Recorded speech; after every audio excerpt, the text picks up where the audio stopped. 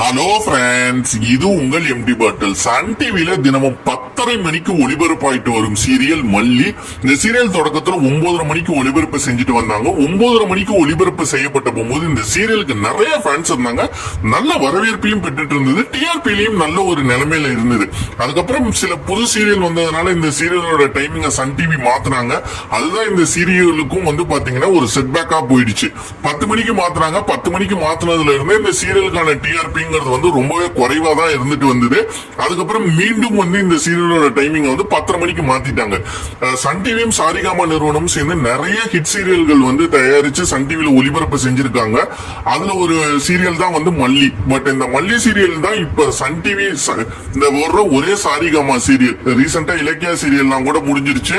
So அதனால இந்த ஒரு சீரியல் தான் ஓடிட்டு இருக்கு. இந்த சீரியலுக்கும் 10:30 மணிக்கு பெரிய வரவேற்பு இல்லாதனால சீக்கிரமே இதை முடிச்சிட்டு ஒரு புது சீரியலை கொண்டு வரலாம் அப்படிங்கிற மாதிரி சன் டிவி மற்றும் சாரிகாமா நிறுவனம் ஒரு முடிவுல இருக்கிறதா தெரிய வருது. இந்த சீரியலோட பேருக்கு நிறைய ரசிகர்கள் இருக்காங்க. அந்த விஜய் மல்லி பேருக்கு நிறைய ரசிகர்கள் இருந்தாலுமே டிஆர்பி குறைஞ்சதுன்னா அந்த சீரியலை முடிக்கிறதுக்கு தான் எந்த சேனலா இருந்தாலும் பார்ப்பாங்க. அதான் சன் டிவியும் பண்றதா சொல்றாங்க.